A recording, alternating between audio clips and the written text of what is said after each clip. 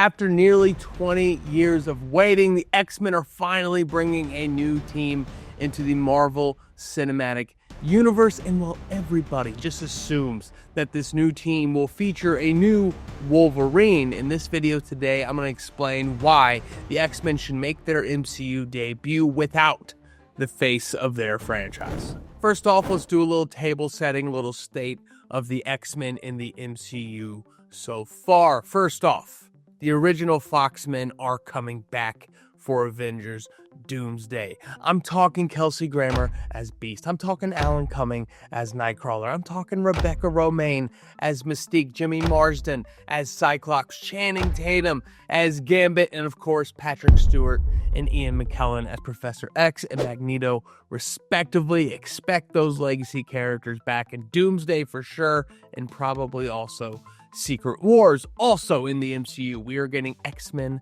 97, the animated series on Disney Plus, every single year. It's set for annual release. We got season 1 a couple years ago. We're getting season 2 next year, and season 3 the year after that. And beyond Doomsday, beyond Secret Wars, beyond the multiverse saga, Jake Schreier, the director of Thunderbolts, has signed on to make the new X-Men movie in the Marvel Cinematic Universe, and that is where the new foundations to the mutant team begins. Also, a little state of the character with Wolverine. Hugh Jackman, the man, the guy, the GOAT, the guy who's played this character for the last 25 years, made his No Way Home return in Deadpool and Wolverine a couple years ago, and though it's not confirmed just yet, there's a 99% chance that he will also be showing up in Avengers Doomsday and Secret Wars. On top of all of that, with Wolverine on the mind, Insomniac is also releasing a Wolverine game for PS5, very similar to the Spider-Man games that they released over the last decade. A big moment for the character as it introduces even more new audiences to the Wolverine character outside of Hugh Jackman. And that brings us to our first point, why Wolverine should not be on this first X-Men team in the MCU.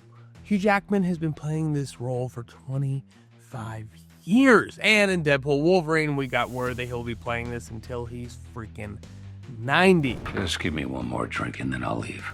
They've made 7 total team-up movies for the X-Men. Wolverine has been in 6 of them. He's been undoubtedly the main character in 3 of them, arguably the main character in another, and a Deadpool and Wolverine chaser. Jackman is one of those castings. Robert Downey Jr., Heath Ledger, Margot Robbie, Tom Hiddleston. Comic book movie castings that are Mount Rushmore type. You can't fathom another character in that role, and that's what Hugh Jackman has had on the Wolverine character this entire century. The funny thing is, if you look at everything else, Hugh Jackman just wants to dance, he wants to sing, he wants to have a good time. He doesn't want giant blades coming out of his hands and cut people up to shreds. Now, he probably does love doing that, but you would understand if the guy wanted to maybe move on from this iconic character-defining role.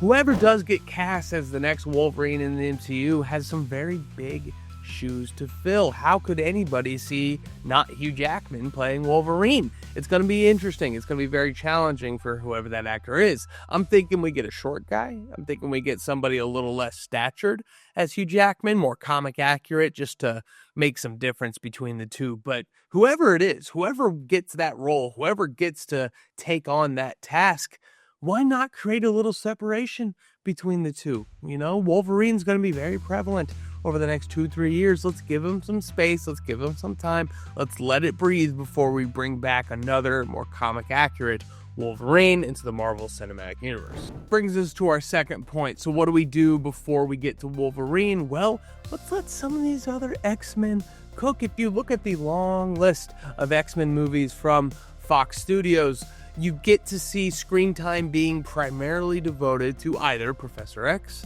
Magneto, or Wolverine. And it's created some awesome stuff, especially for those characters, but it has come at the cost of the other X-Men getting full, fleshed out roles in live action, specifically Cyclops and Storm, 2 of the best leaders in the X-Men franchise. We need to spend some more time with some different mutants. Give me the original 5 back with Cyclops, Jean Grey, Beast, Angel, and Iceman. Come on, give me a Storm origin story where we get to see the Weather Witch get her start in the desert. Hell, give some time to these young guns. Give me a Kitty Pryde, a Jubilee, the newly mutated Kamala Khan. There's plenty of other X-Men that we can build up first and establish that X-Men team. And there's going to be people saying, well, you can't have an X-Men movie without Wolverine. It's because that's all they know. Movie fans only know the X-Men with Wolverine involved, and that's a pretty great thing for the X-Men and Wolverine franchise, but there is other opportunities. Comic book fans know that Wolverine didn't even join the team right away. He didn't appear as an X-Men until right before issue number 94, where he showed up on this giant-sized cover along with Colossus, Storm, Nightcrawler, and Thunderbird as a new X-Men team. Now, let's look outside of comics. Let's look on Disney+. Let's look at X-Men 97 that treats Wolverine as another member of the team, giving more spotlight to the other core members of the X-Men than we've ever seen outside of the comics. And if you ask me, if you ask this guy, if you ask this comic book historian, that's some of the best X-media we have ever gotten. So there's all the reasons why we don't have to have Wolverine right away. And there's even a couple reasons why it might be best not to have Wolverine right away. But this is the big one. Imagine the moment. Imagine getting our first look at Wolverine joining the X-Men. The wait, the anticipation, the buildup. It would be incredible. It's not like this heavy dose of Wolverine came out of nowhere. There's a reason he gets those spin-off comics. There's a reason he gets his own arcs in the cartoon. There's a reason he got his own live-action trilogy in theaters with his name in the title. It's because he's one of the most iconic, noticeable, interesting, and badass comic book characters ever made. Right outside that top 3, but firmly in that top 10. So we've covered why we don't have to have Wolverine on the team, but here's why we shouldn't. Imagine the moment. Imagine after getting an X-Men project or 2 or 3, a couple years of X-Men in the MCU, and then there he is, Wolverine, entering the fold, joining the team. The icon steps on the stage. Maybe it's like a Spider-Man moment in Civil War, but instead of a thwip, we hear a snicket. Maybe it's like the Maximoff twins in Age of Ultron, where he's an adversary at first, and the X-Men actually got to go up against a savage Wolverine, but then he joins the team. Or maybe it's a Guardian situation. Give us a couple Wolverine solo movies, solo shows before he becomes an X-Men and meets the other members. The X-Men franchise can survive without Wolverine. The Wolverine as a franchise can survive without the X-Men. So why not build up both before bringing them together? Then you got 2 independent pillars that create a crossover and more money for everybody. It's fantastic. Get the MCU back to what made it the best movie franchise of all time back in the golden days. Patience and payoff.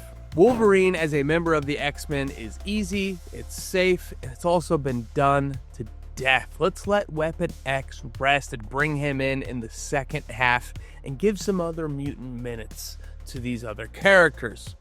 Now, let me know if you agree. Let me know if I'm an idiot. Let me know what you would like to see from your first X-Men team in the MCU. Drop those in the comments. I'm Matt Roembke. Until then, we'll see you next time.